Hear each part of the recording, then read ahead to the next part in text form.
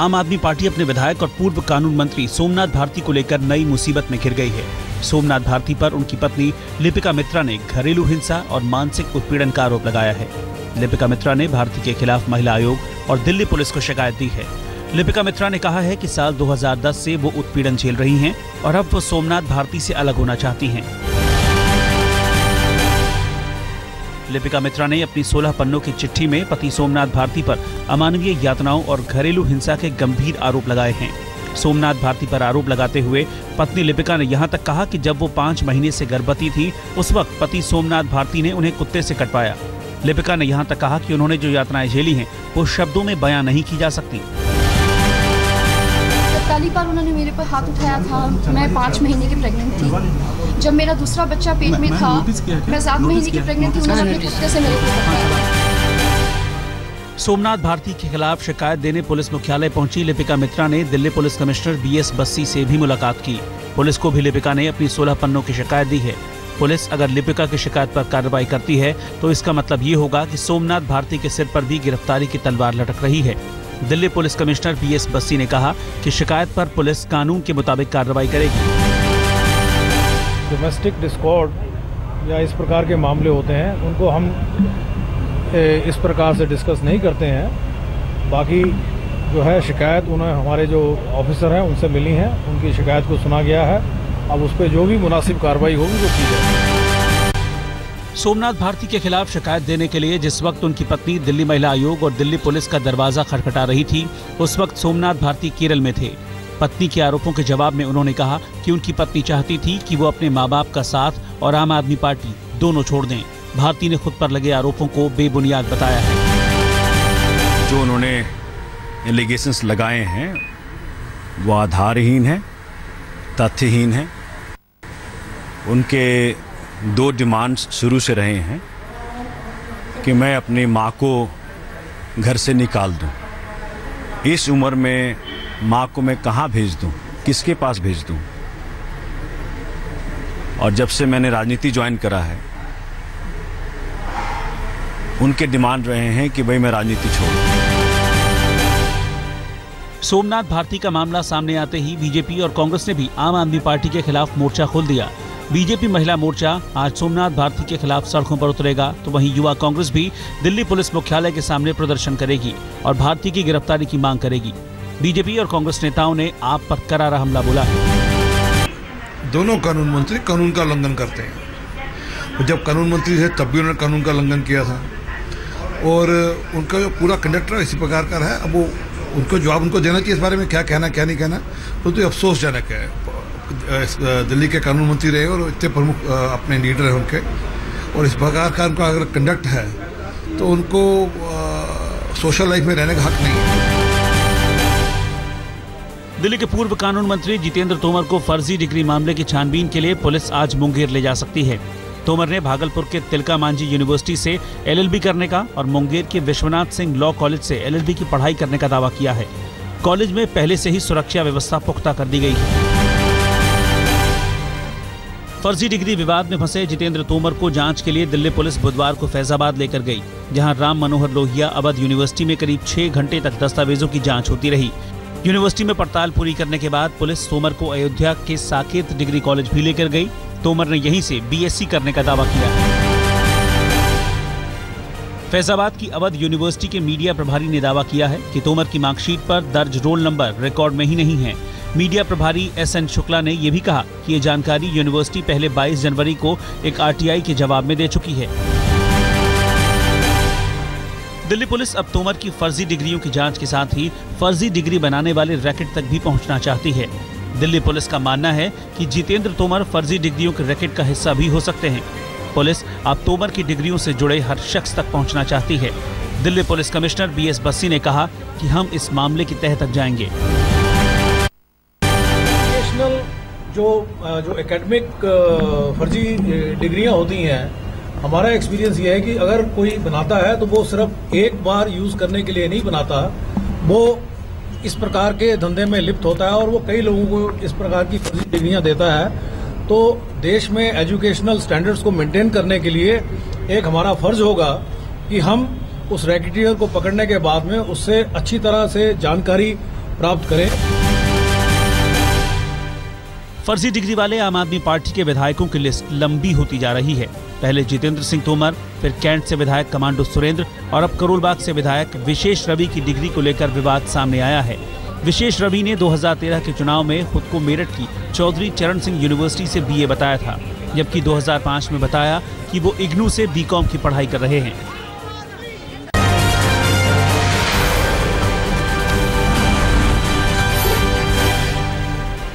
उत्तर पूर्व विकास मामलों के राज्य मंत्री डॉक्टर जितेंद्र सिंह आज मणिपुर जाएंगे। मणिपुर के अलावा डॉक्टर जितेंद्र सिंह नागालैंड और अरुणाचल प्रदेश का दौरा भी कर सकते हैं। डॉक्टर जितेंद्र सिंह मणिपुर में सेना के काफिले पर हुए हमले के बाद के हालात का जायजा लेंगे और समाज के अलग अलग तबके के लोगों से मुलाकात करेंगे।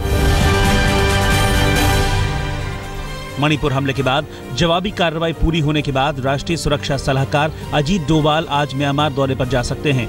अजीत डोभाल के म्यांमार दौरे का मकसद भारत और म्यांमार में सैन्य सहयोग बढ़ाने पर बातचीत करना है।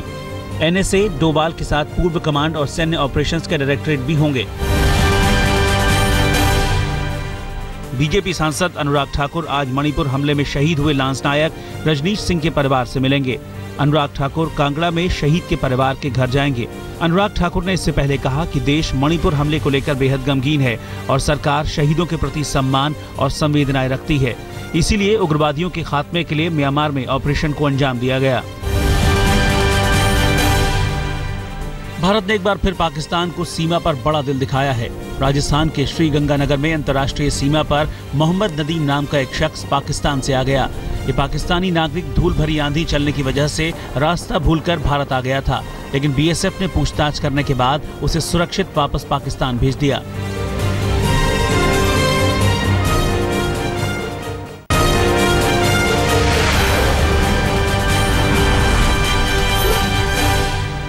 किसानों की हमदर्द होने का केंद्र सरकार भले ही दावा करे, लेकिन राजस्थान में बीजेपी की ही सरकार दावे को झुठला रही है। राजस्थान में 10 लाख से ज्यादा किसान ऐसे हैं जिन्हें बेमौसम बरसात से फसल खराब होने के 3 महीने बाद भी मुआवजा नहीं मिला है। राज्य सरकार का कहना है कि केंद्र सरकार से पैसा मिलते ही किसानों को दे दिया जाएगा। हमारा सर्वे गया तो 28 लाख की बनाई, हमने 17,88,000 लोगों को ऑनलाइन पेमेंट कर दिया।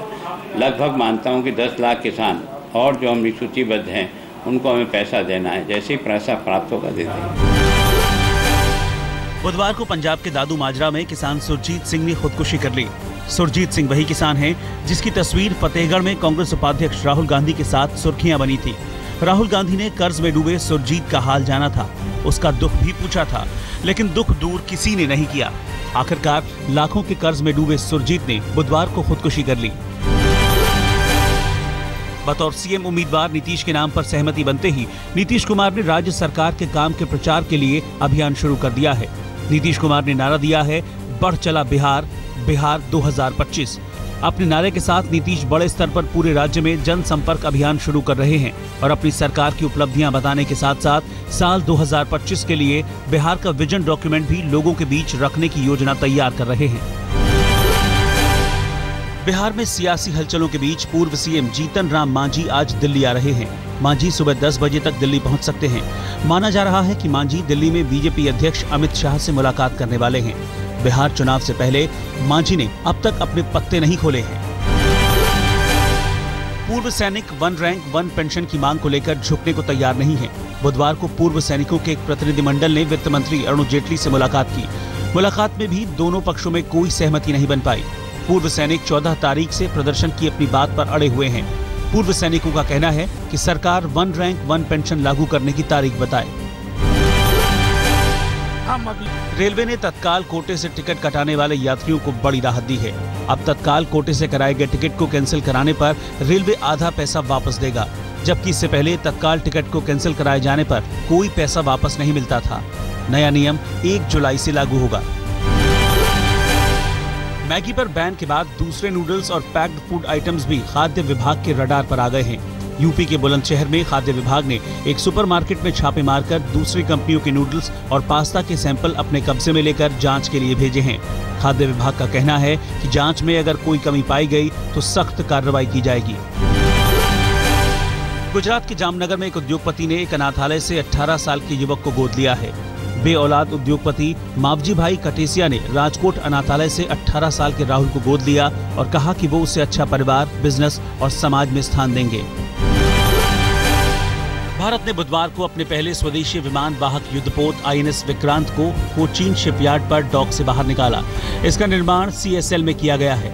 नौसेना में शामिल किए जाने से पहले इसे कई परीक्षण प्रक्रियाओं से गुजरना पड़ेगा। इस पोत के नौसेना में शामिल होने के बाद भारत विमान वाहक पोतों के डिजाइन और निर्माण करने वाले दुनिया के 4 देशों अमेरिका, रूस, ब्रिटेन और फ्रांस की कतार में शामिल हो जाएगा। मुंबई में फिल्म PK की कामयाबी का जश्न मनाने के लिए खास पार्टी का आयोजन किया गया।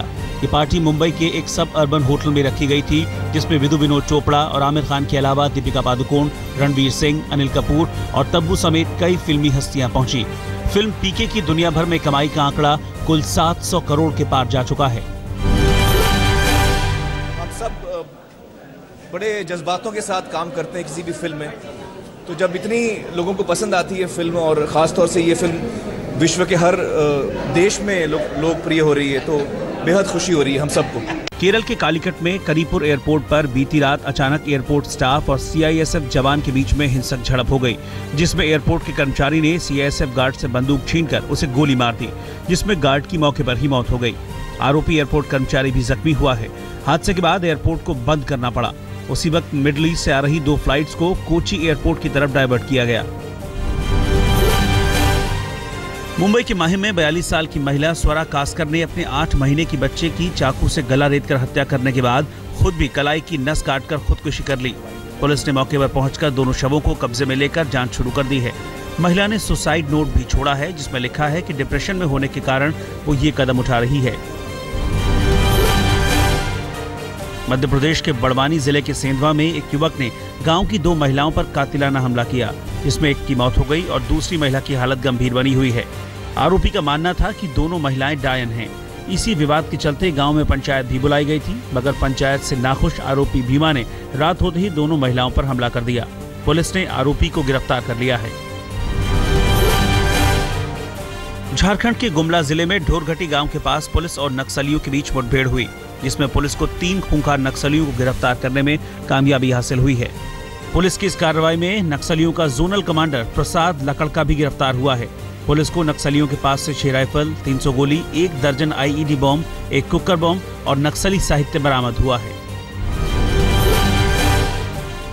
मेरठ के थाना नौचंदी की बैंक कॉलोनी में एक वकील पर बदमाशों ने अंधाधुंध गोलियां बरसा दी।